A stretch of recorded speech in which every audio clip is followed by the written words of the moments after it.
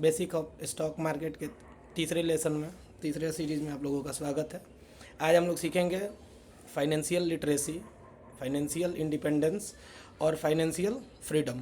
तीनों अलग अलग टर्म है, एक दूसरे से डिपेंडेंट है, थोड़ा थोड़ा स्लाइटली चेंज है। मैं बताऊंगा कैसे। अभी तो मेरा ये आप लोग पहले पोजीशन देख लीजिए। हाँ ठीक है, ये इसको बोलते हैं BTST। ये है ना carry forward, CF carry forward, मतलब इसका एक्सपायरी कब तक रहेगा? 2 दिसंबर 2025।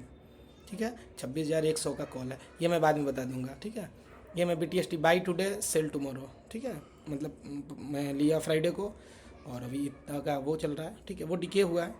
अब फिर मेरे को पता चलेगा मंडे को, प्रॉफिट होगा लॉस होगा मैं अपडेट कर दूंगा। ठीक है, वैसे ये काम नहीं करना चाहिए ऑप्शन में, लेकिन मैं भी ओवर कॉन्फिडेंस में कर गया। कोई नहीं, इसको पहले मैं लगा देता हूँ चैट ताकि चलते रहे, मन लगा रहे। अब हम लोग क्या करेंगे, समझते हैं फाइनेंशियल लिटरेसी का मतलब क्या होता है। ठीक है, तो फाइनेंशियल लिटरेसी का मतलब ये है कि आपका अर्निंग, सेविंग, स्पेंडिंग, स्पेंडिंग मतलब खर्च, और इन्वेस्टमेंट या डेब्ट, ठीक है, इसको स्मार्ट तरीके से हम लोग कैसे मैनेज कर सकते हैं।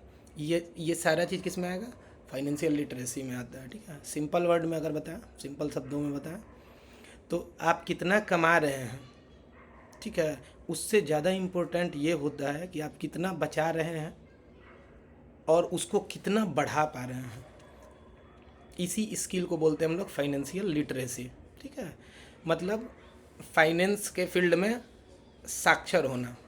ठीक है, अगर आप इसको कैसे समझेंगे कि क्या हम फाइनेंशियल लिटरेट हैं कि नहीं, दो चार मैं पॉइंट बताता हूँ। अगर आप कर रहे हैं तो आप समझ लीजिए कि यू आर फाइनेंशियल लिटरेट, और अगर नहीं भी हैं तो ईगो का बात नहीं होता है। ठीक है, लाइफ लर्न के लिए है, सीखते रहना होता है, सब लोग सीखता है। जैसे अगर आप बजट बनाना जानते हैं, ठीक है, बिना सोचे समझे लोन नहीं लेते हैं, पैसा सिर्फ खर्च नहीं कर रहे हैं, इन्वेस्टमेंट भी करते हैं, निवेश, या इमरजेंसी के लिए आप फंड बचा के रखते हैं, तो समझ लीजिए आप कि फाइनेंशियल लिटरेट है। ठीक है, इसका अब एक डेफिनेशन टाइप में आप कह सकते हैं। ठीक है, फाइनेंशियल लिटरेसी वो स्किल है जिसमें हम अपने पैसा पहले समझते हैं फिर उसे खर्च करते हैं। ठीक है, ये फाइनेंशियल मतलब लिटरेसी का बात हो गया। अब आते हैं हम लोग फाइनेंशियल इंडिपेंडेंट होना क्या है। ठीक है, जैसे फाइनेंशियली हम लोग अब इंडिपेंडेंट हो चुके हैं। ठीक है, पहले डिपेंडेंट थे, मान लीजिए घर पे रहते थे तो फादर खर्च उठाते थे, उसके बाद हो सकता है आपके बड़े भाई या बड़ी बहन उठाती हों, तो अब उससे इंडिपेंडेंट होना है। ठीक है, इसको कैसे कैसे, ठीक है, आप अगर अपने आपके पैसे से खुद का ज़िंदगी का सारा खर्च निकाल सकते हैं बिना किसी पे डिपेंडेंट हुए, तो इसका मतलब है कि आप फाइनेंशियली इंडिपेंडेंट हैं। ठीक है, सिंपल भाषा में कहिए कि जब आपका बिल, मतलब किसी भी तरह का बिल, रिचार्ज बिल, बिजली बिल, कुछ भी है, नीड्स और बेसिक ड्रीम आपकी खुद की इनकम से अगर स्मूथली मैनेज हो जा रहा है, तो इसी को बोलते हैं फाइनेंशियल इंडिपेंडेंट होना। यहाँ पे दो वर्ड को ध्यान में रखिएगा आप लोग, बेसिक ड्रीम, ठीक है, और नीड। फिर से मैं बोल रहा हूँ, बेसिक ड्रीम और नीड्स को अगर आप खुद से पूरा कर ले रहे हैं, वो है क्या? फाइनेंशियल इंडिपेंडेंट होना। ठीक है, इसको कैसे आप लोग समझेंगे, या मैं कैसे समझूंगा कि मैं हूँ? तो मैं अगर फाइनेंशियली इंडिपेंडेंट हूँ तो दो चार बिंदु है, पॉइंट है, उसको ध्यान में रखिए। ठीक है, आप अपना खर्च खुद करते हैं। ठीक है, पेरेंट्स, पार्टनर, लाइफ पार्टनर हो या फिर मतलब दोस्त, कुछ भी हो, कुछ भी हो सकता है।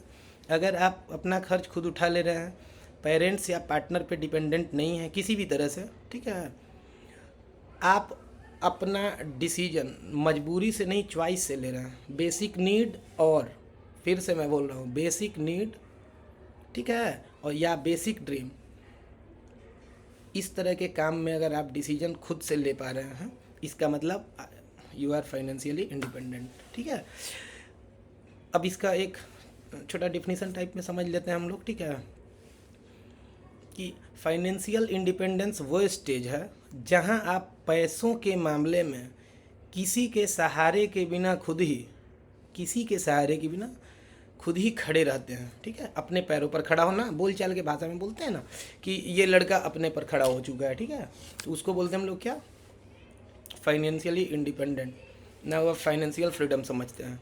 ऐसी स्टेज ऑफ लाइफ जहां आपका खर्चा आपकी मेहनत से नहीं हो रहा है। ठीक है, आपके एसेट्स और इन्वेस्टमेंट के इनकम से चल रहा है। आप समझिए यहाँ पे क्या हो रहा है।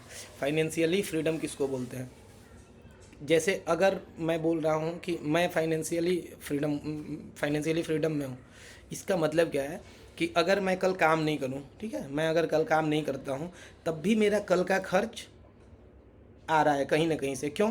मैं ऐसा सिस्टम क्रिएट कर चुका हूँ। या तो आप इन्वेस्टमेंट इतना ज़्यादा कर चुके हैं शेयर मार्केट में, या आप बहुत सारा रियल एस्टेट में कर सकते हैं, बहुत सारा गोल्ड में कर सकते हैं, या आप कोई कंपनी खड़ा कर दिए और वहाँ पे एम्प्लॉय को रख दिए हैं, वो लोग आपके लिए काम कर रहा है, कंपनी प्रॉफिट में जा रहा है और आप उससे पैसे कमा रहे हैं।